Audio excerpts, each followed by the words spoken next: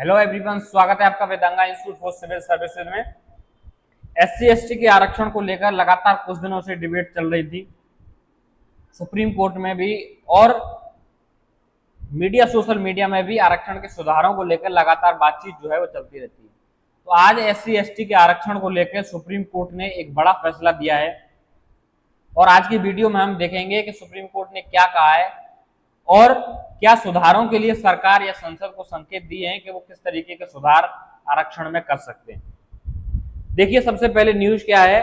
News है कि in majority verdict supreme court allowed to sub classification of the SC for the reservation. यानी कि supreme court ने संसद या सरकार को यह अलाउ किया है, परमिशन दी है कि आप कैटेगरी के आरक्षण को सब कैटेगराइज कर सकते हैं। सब कैटेगराइज का मतलब है कि मान लीजिए एक एससी कैटेगरी है और एससी कैटेगरी के अंदर आपको बता दो लगभग इस समय 1100-1200 से भी ज्यादा जातियां जो है एससी के अंदर आती हैं। तो सुप्रीम कोर्ट चाहता है कि उसको अगर डिवाइडेशन सरकार करना चाहती है, यानी कि उस जाति को पहले आरक्षण मिले जिस जाति को अभी तक कोई विशेष लाभ नहीं मिल पाया है आरक्षण का, तो उस जाति के लोगों को आप पहले रखिए, प्रायोरिटी बेस पर रखिए, और अगर कुछ सीटें बचती हैं तो फिर वो अदर जाति के लोगों को दे दी जाएंगी। यहाँ ये बात कही गई है कि टोटल जो आरक्षण है एससी एसटी का, उसके साथ कोई छेड़खानी नहीं की जाएगी। उसके अंदर यानी कि आरक्षण के अंदर जो जातियां हैं उन जातियों का क्लासिफिकेशन कर सकती है सरकार।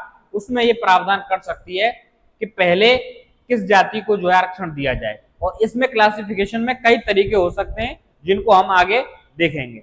देखिए, ये जो मुद्दा है जो अभी चला है, ये 2004 में भी उठा था, और 2004 में जो एक केस जजमेंट था EV Chinnaiah versus state of Andhra Pradesh का एक केस था, जिसमें इस बेंच ने क्लियर मना कर दिया था, एससी एसटी को एक समूह माना था और ये कह दिया था कि इनका क्लासिफिकेशन पॉसिबल नहीं है। लेकिन अभी जो चीफ जस्टिस ऑफ इंडिया हैं वाई वी चंद्रचूड़, उनकी अध्यक्षता में ये बेंच बैठी थी, 7 जजेस की बेंच थी, और 6-1 से इस फैसले को जो है वो पास किया। यानी 6 जज इसमें क्लासिफिकेशन के फेवर में थे, 1 जज क्लासिफिकेशन के फेवर में नहीं था।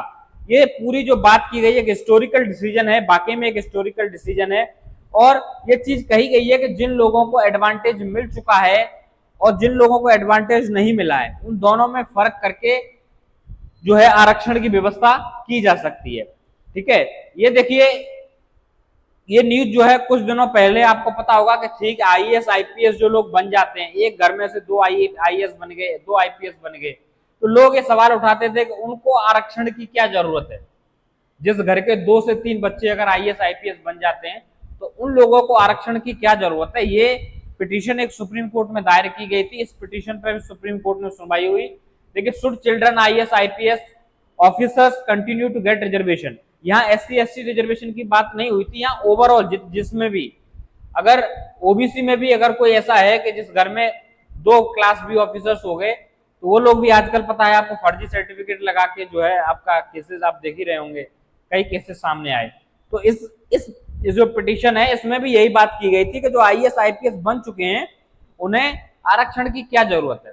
तो इसमें आपका जो हियरिंग थी वो हुई, उसके बाद जो डिसीजन अभी आया है सुप्रीम कोर्ट का, ये डिसीजन जो है ऐतिहासिक इसलिए बताया जा रहा है कि हो सकता है कि ये आरक्षण में कुछ सुधार करके जो लोग वंचित हैं उन तक रिजर्वेशन पहुंचाए और जल्दी से जो है वो चीजें अपलिफ्ट हो सके। क्योंकि आरक्षण को लाया ही इसलिए गया था, 10-10 साल के उसमें ब्रेक पर इसको आगे बढ़ाया जाता है। इसको लाया ही इसलिए गया था ताकि जो निम्न वर्ग के लोग हैं जिनके साथ जातीय भेदभाव हुआ ब्रिटिश काल से लेकर अब तक, सामाजिक उत्थान के लिए, उनके आर्थिक उत्थान भी हो सके, उनको उस चीज के लिए इस रिजर्वेशन को लाया गया था। और कहीं ना कहीं उसका लक्ष्य कुछ लोगों तक सिमट कर रह गया था। जिस घर में कुछ लोग अगर नौकरी लग गए तो उस घर का पूरा परिवार जो है वो अच्छे से फलता फूलता है, उसकी बच्चे, उसके नाती पोते सब आपका एक सीरीज में अच्छे स्कूलों में पढ़ते हैं। लेकिन जो एक किसान आदमी है, एससी कैटेगरी से है, उसके बच्चे आज तक मजदूरी ही कर रहे हैं।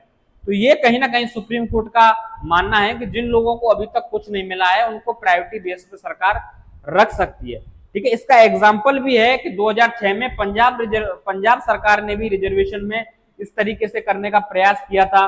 ठीक है, उन्होंने बाल्मीकि और मजहबी सिक्स को जो है वो जॉब्स कोटे में प्रायोरिटी देने की बात की थी। ठीक है, बाल्मीकि सिक्स यहाँ आपको दिखाया है कि 1109 है ठीक है, अभी इंक्रीज हो गई होंगी ये जातियां, लगभग अभी 1200 से ऊपर होनी चाहिए शायद लगभग, जो कि टोटल स्टेट्स में। थोड़ा सा डेटा पुराना है, बाकी इसमें ये कंफर्म है कि हाँ 1100 से ऊपर एससी के अंदर जो है वो जातियां हैं। एसटी के अंदर आपकी और भी जातियां होंगी। तो ये एक बड़ा फैसला जो है वो सुप्रीम कोर्ट ऑफ इंडिया ने दिया है। अब ये सारी जो चीजें हैं, अब ये सुप्रीम कोर्ट के बाद संसद यानी कि सरकार जो चाहेगी उस तरीके से क्लासिफिकेशन कर सकती है। क्लासिफिकेशन करने के क्या क्या तरीके हो सकते हैं? क्लासिफिकेशन जो है वो दो तरीके से कर सकती है। क्लासिफिकेशन एक इकोनॉमी के आधार पर हो सकता है कि मान लीजिए किसी व्यक्ति गरीब है, पिछड़ा है, किसान है, एससी कैटेगरी में आता है, तो उसके बेटे को जो है पहले नौकरी में आरक्षण दे दिया जाए, पहले प्रायोरिटी उसको दे दी जाए। ठीक है, उसके बाद जो अमीर का बच्चा बचे सीटें तो अमीर को मिल जाए। टोटल रिजर्वेशन के साथ कोई छिड़खानी नहीं होगी, लेकिन प्रायोरिटी पे गरीब लोगों को सरकार रख सकती है कि आप आय बहुत कम है तो इस बेसिस पर आपको हम जो है वो पहले नौकरी देंगे। इसकी कैटेगरीज बनाई जा सकती हैं। ठीक है, दूसरा ये हो सकता है कि कास्ट के आधार पर सरकार दे दे, यानी कि सरकार ये सर्वे करे कि किस कैटेगरी के अंदर, एससी कैटेगरी के अंदर कितनी कास्टें हैं और उन कास्टों में जो है कितनी % भागीदारी उनकी जो है वो प्रशासन के अंदर है, एससी के अंदर है बाकी जातियों के कंपैरिजन में। तो उसके आधार पर प्रायोरिटी दे सकती है कि किन किन जातियों के आधार पर होगा। देखिए, अगर जाति के आधार पर प्रायोरिटी देती है तो कहीं ना कहीं जातिवाद एक तरीके से बढ़ जाएगा। फिर जो डिमांड आप देख रहे होंगे संसद के अंदर हो रही है, जातीय जनगणना कीजिए, ठीक है, उससे कहीं बेहतर विकल्प हो सकता है आर्थिक, कि जो लोग आर्थिक रूप से कमजोर हैं उनको एससी के अंदर ही है, एससी कैटेगरी में है लेकिन आर्थिक रूप से कमजोर हैं, किसान हैं, मजदूर हैं, तो उनके बच्चों को आरक्षण पहले दिया जाए। क्योंकि जाति के आधार पर भी दिया जाएगा तो ऐसा नहीं हो सकता कि उस जाति के अंदर अच्छे लोग नहीं हो, पढ़े उनके बच्चे अच्छे स्कूल में नहीं पढ़ते हो, या फिर पैसा उनके पास कोई कम हो, तो वो ऑब्वियसली बात है कि जो अच्छे स्कूल में पढ़ेगा वो रिजल्ट अच्छे देगा। और जो किसान मजदूर के बच्चे हैं सरकारी स्कूलों में पढ़े हुए होते हैं, उनको थोड़ा सा समय लगता है रिजल्ट देने में, रिजल्ट देने की कैपेसिटी उनके अंदर कहीं ज्यादा होती है अमीर बच्चों से, लेकिन थोड़ा सा समय लगता है क्योंकि उनकी शिक्षा का स्तर धीरे धीरे बढ़ता है, उतना तेजी से नहीं बढ़ता जितना अमीर लोगों के पास फैसिलिटी होती है। तो आर्थिक एक अच्छा विकल्प हो सकता है। जाति अगर होगा तो थोड़ा सा विवाद हो सकता है, लोग फिर सरकार पर जातिवाद के आरोप लगाएंगे, देखिए आपने उस जाति को, जातियां भी सरकार के ऊपर दबाव बनाएंगी कि आप हमारी जाति को प्रायोरिटी दे दीजिए एससी के अंदर, हमारी जाति को एससी के अंदर प्रायोरिटी दे दीजिए, और वो हमारे देश के अंदर एक वोट बैंक बन के रह जाएगा। इससे आप भली बात नहीं। लेकिन अगर आर्थिक होगा तो सोचिए गरीब ही एक जाति बन जाएगी, और जो गरीब और अमीर और मध्यम वर्ग जैसी तीन जातियां अगर देश के अंदर होंगी तो शायद मुद्दा गरीबी को ही दूर करने का होगा, ज्यादा अच्छे तरीके से उस पर काम किया जा सकेगा।